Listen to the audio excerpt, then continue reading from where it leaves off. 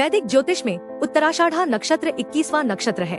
यह धनु राशि के 26 डिग्री 40 मिनट से मकर राशि के 10 डिग्री 00 मिनट तक फैला हुआ है। उत्तराषाढ़ा का अर्थ है बाद की विजय या उत्तरार्ध की अजयता, जो स्थायी सफलता, आध्यात्मिक विकास और पूर्णता को दर्शाता है। इसका प्रतीक हाथी का दांत या चारपाई का पैर है, जो स्थिरता, समर्थन और अंतिम लक्ष्यों की प्राप्ति का प्रतीक है। इस नक्षत्र के देवता विश्वदेव हैं, जो सार्वभौमिक मूल्यों, नैतिक सिद्धांतों और न्याय का प्रतिनिधित्व करते हैं। यह नक्षत्र दृढ़ता, महत्वाकांक्षा, नेतृत्व क्षमता, सामाजिक जिम्मेदारी और आध्यात्मिक जागृति से जुड़ा होता है। ज्योतिष में उत्तराषाढ़ा नक्षत्र को दृढ़ता, महत्वाकांक्षा और नैतिक मूल्यों का नक्षत्र माना जाता है। इस नक्षत्र में जन्मे लोग अक्सर मेहनती, आत्मविश्वासी और अपने लक्ष्यों को प्राप्त करने के लिए प्रतिबद्ध होते हैं।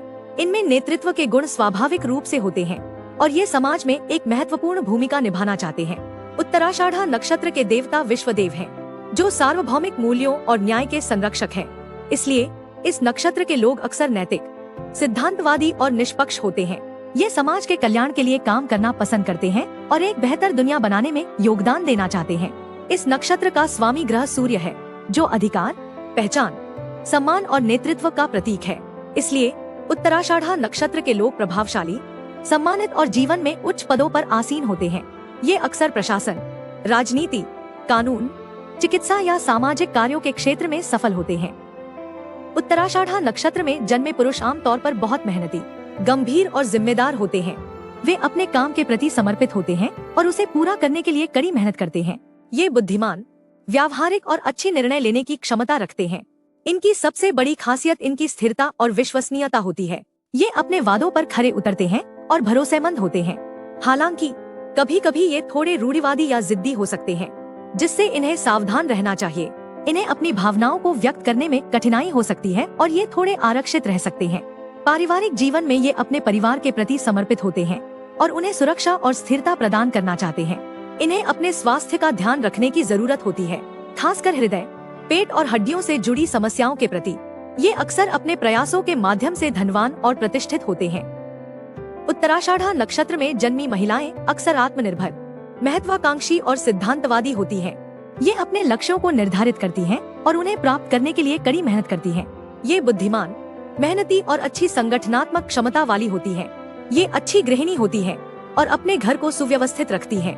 ये अपने जीवन साथी के प्रति वफादार और सहायक होती हैं और अपने रिश्तों में ईमानदारी और सम्मान को महत्व देती हैं। इन्हें सामाजिक कार्यों, शिक्षा या कॉर्पोरेट क्षेत्र में विशेष रुचि हो सकती है। हालांकि कभी कभी ये थोड़ी आलोचनात्मक या कठोर हो सकती हैं, जिससे इन्हें सावधान रहना चाहिए। समाज में इन्हें मान सम्मान मिलता है और ये अपनी दृढ़ता और बुद्धिमत्ता के लिए जानी जाती हैं। उत्तराषाढ़ा नक्षत्र के लोगों के लिए विवाह और साझेदारी के लिए कई नक्षत्र अनुकूल माने जाते हैं। मूल नक्षत्र के खोजी स्वभाव और उत्तराषाढ़ा की गंभीरता के कारण इनका मेल 70% तक गहरा और समझदार माना जाता है। इसी तरह पूर्वाषाढ़ा नक्षत्र का जुनून और उत्तराषाढ़ा की स्थिरता एक अच्छा संतुलन बनाते हैं और इनके बीच 65% तक अनुकूलता देखी गई है। श्रवण नक्षत्र का ज्ञान और उत्तराषाढ़ा का नैतिक स्वभाव एक गहरा बौद्धिक और आध्यात्मिक संबंध बनाते हैं, जिसकी अनुकूलता 75% है। धनिष्ठा नक्षत्र की ऊर्जा और उत्तराषाढ़ा का अनुशासन मिलकर एक शक्तिशाली और उत्पादक जोड़ी बनाते हैं, जिनकी अनुकूलता 72% है। शतभिषा नक्षत्र की रहस्यमयी प्रकृति और उत्तराषाढ़ा का आध्यात्मिक झुकाव 68% अनुकूलता के साथ एक अनूठा संबंध बनाते हैं। पूर्वा भाद्रपद नक्षत्र की तीव्रता और उत्तराषाढ़ा का स्थिर स्वभाव 62% अनुकूलता के साथ एक मजबूत तालमेल बनाते हैं। सबसे अधिक अनुकूलता उत्तरा भाद्रपद नक्षत्र के साथ है, जिनकी पोषण करने वाली प्रकृति और उत्तराषाढ़ा की जिम्मेदारी एक बहुत ही सामंजस्यपूर्ण और सफल संबंध बनाती है। 78% अनुकूलता। अंत में रेवती नक्षत्र की करुणा और उत्तराषाढ़ा का सिद्धांतवादी स्वभाव एक सहायक और प्रेमपूर्ण संबंध बनाते हैं, जिनकी अनुकूलता 70% है। यह साल आपके करियर और व्यापार के लिए काफी स्थिर और प्रगतिशील रहने वाला है। आपको अपनी कड़ी मेहनत और समर्पण के लिए पहचान मिलेगी। पदोन्नति या वेतन वृद्धि की अच्छी संभावना है, खासकर अप्रैल से जुलाई और फिर सितंबर से नवंबर के बीच। व्यापार से जुड़े लोग अपने व्यवसाय में विस्तार और दीर्घकालिक योजनाएं बना सकते हैं। प्रशासन, कानून, सरकारी सेवाओं या प्रबंधन से जुड़े लोगों के लिए यह साल विशेष रूप से लाभदायक रहेगा।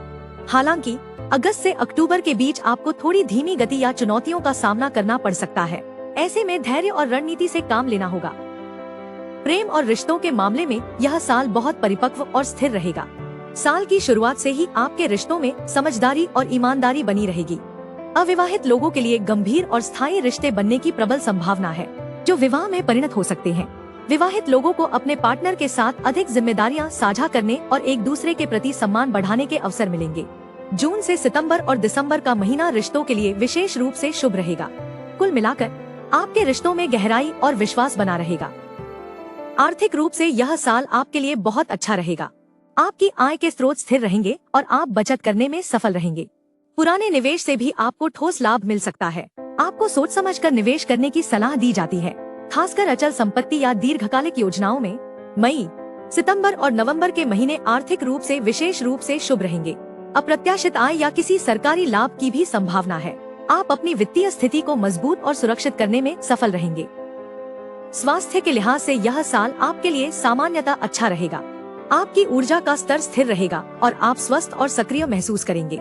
हालांकि आपको घुटनों, जोड़ों और पाचन तंत्र से जुड़ी छोटी मोटी समस्याओं का ध्यान रखना चाहिए, इसलिए संतुलित आहार और नियमित व्यायाम अपनाएं। तनाव से बचें और पर्याप्त आराम करें।